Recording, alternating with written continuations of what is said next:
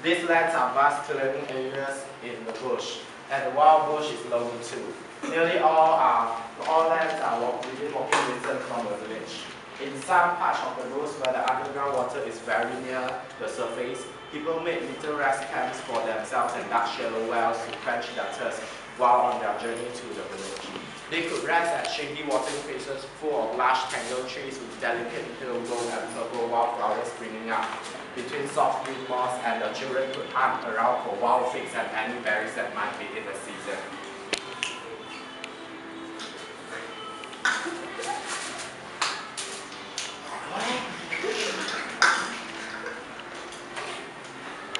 Oh no!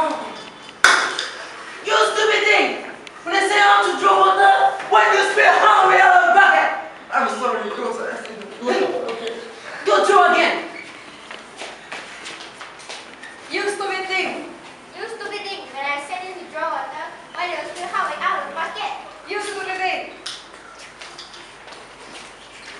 Hey yo! Hey yo! Hey yo! Hey yo! Hey yo! Hey yo! Don't worry, son. Our power will be paid off in the near future. Yes, father. But a 7-year drought fell upon the land. The leaves of the trees withered, the moss became dry, and the ground turned powdery. People said rather humorously that the rain would only fill a teaspoon. Towards the beginning of the 7th year of drought, the summer had become an anguish to live through. The air was so dry that it burned the skin. The majority of the people have lived off crops, but for 2 years past they had all returned from the lands empty-handed. Only the witch doctor made a pile of money during this time.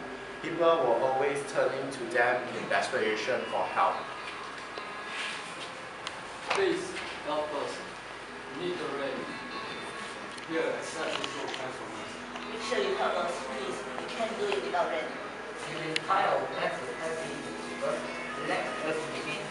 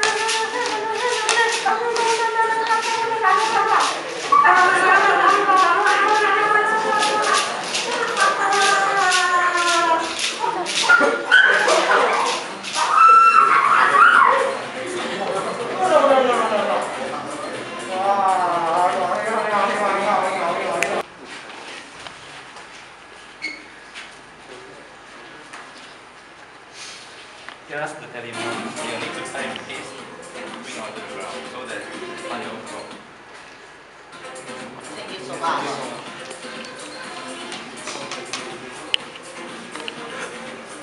No one knew what to do to escape the heat, and a number of men found themselves to death from trees. Oh no, children hung themselves from trees. We are going to die too. There's no way out unless we start coming a tree. all of our crops cannot be grown due to the intensive and hazardous absence of water.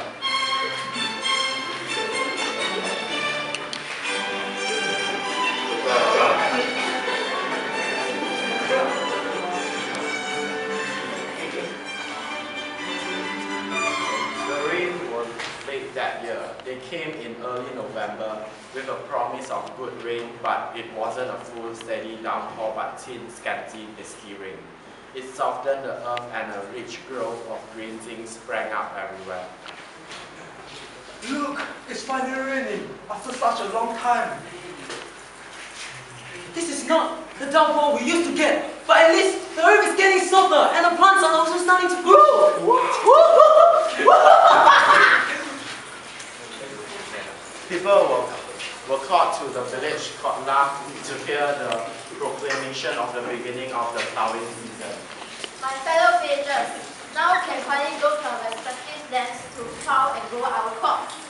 The earlier we get there, the faster we are able to harvest the crop.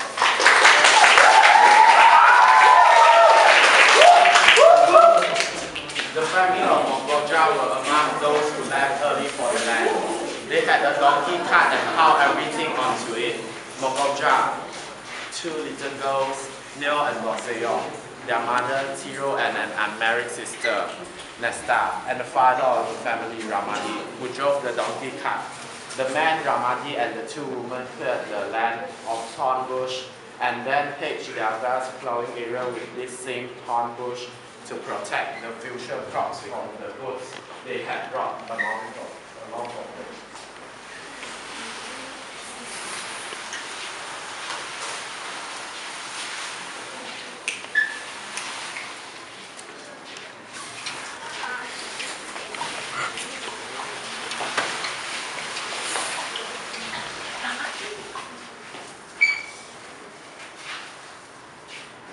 Now we are going to clear out and deepen the whole well. Then I will unfan 2 of them and turn over the land with a hand plow.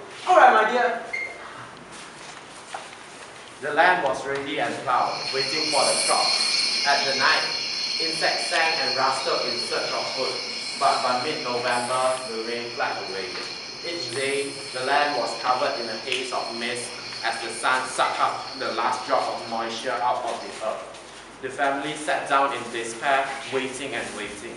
Their hopes had run so high, the goats had started producing milk, which they had eagerly put on their porridge. Now they ate plain porridge with no milk. What are we going to do now that there is no more rain? The humidity in the air is decreasing so drastically, as if the rain never came.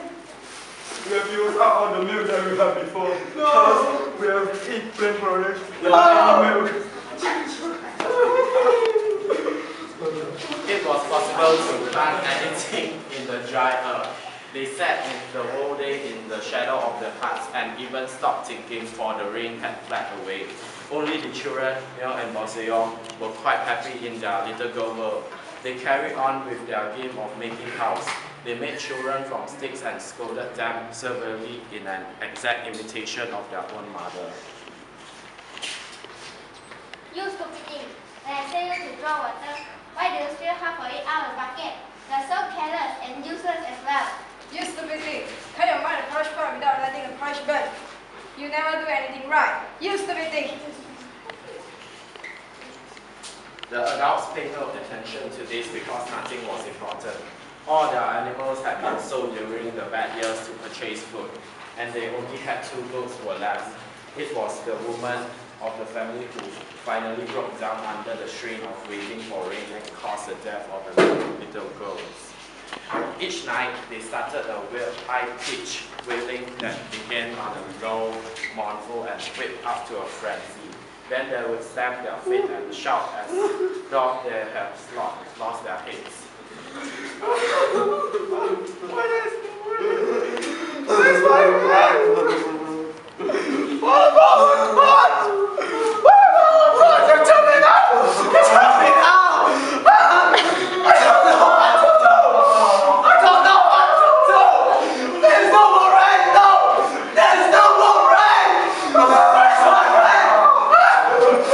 want the rain to fall! I want it!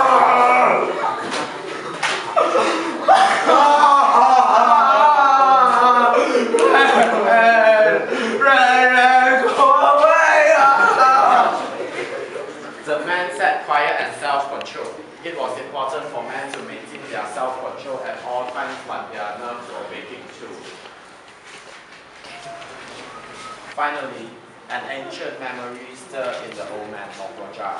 When he was young, he witnessed to a rain-making ceremony, and he came alive with a little struggling to recall the details which had been buried by years and years of prayers in a Christian church. As soon as he remembered everything, he began consulting in whispers with his son, Ramadi. Son, when I was young, I witnessed a rain-making ceremony. There was a certain rain god which accepted only the sacrifice of the body of children. After that, the rain will fall and the crops will start growing again. Is that all? The ritual was very simple. It doesn't require much work. All we had to do is to kill the children and chop their body into small pieces.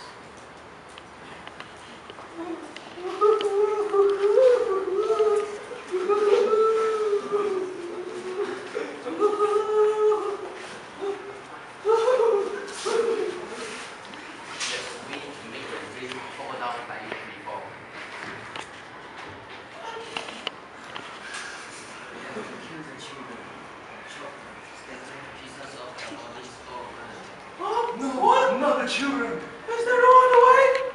Unfortunately, no. The ring god is only willing to accept the sacrifice of the body of the children and nothing else. When are we going to do this? Since we all agreed to carry out this decision, we might act fast. My daughter! What have I spoken them?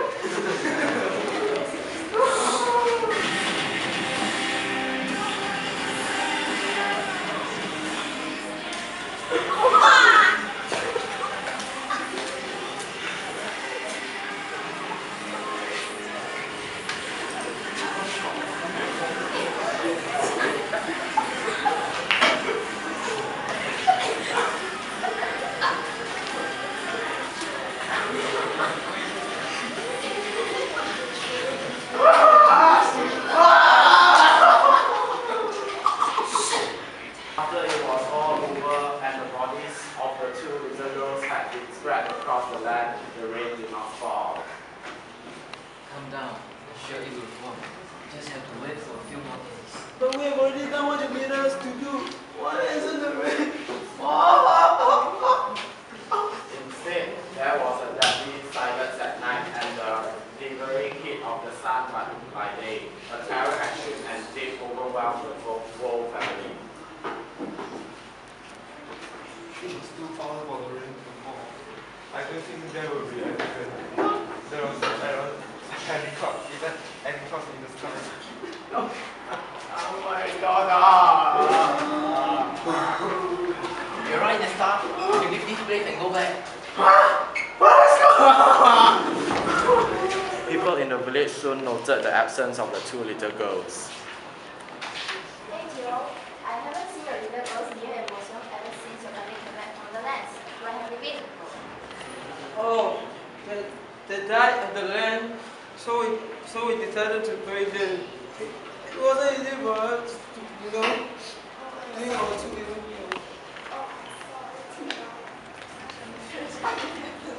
But people noted their ashen, terror-stricken faces and a murmur arose. But we just want to know how they died. What caused the death of the two wonderful little girls? We don't know. They just died. Yes. We suspected they died because of the heat. Plus, we weren't getting much food as well. Yeah. Really? So you didn't prioritize them, you took the food that you wanted and gave them the leftover? That's how they died? No, this is a very sad accident for my family, and I do not wish to speak of it anymore. The people said amongst themselves that it was strange that the two deaths occurred at the same time. It's strange. They seem not want to tell us what and how they died. And what's even stranger is they died at the same time. This doesn't happen, plus they are so unnatural. We will have to tell the police. The girls can't just die like this. Soon the police came around and asked to see the graves of the girls. I heard that your daughters have died. You want to know the cause of their death? They died at the land, and we don't know of what they died.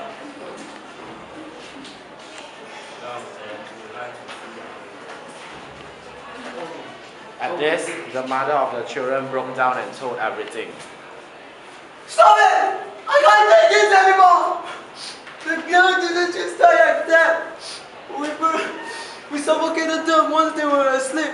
Then we chewed up their bodies into small pieces. But it wasn't easy for us, you know. No! No! My dear! My dear! No, no, no!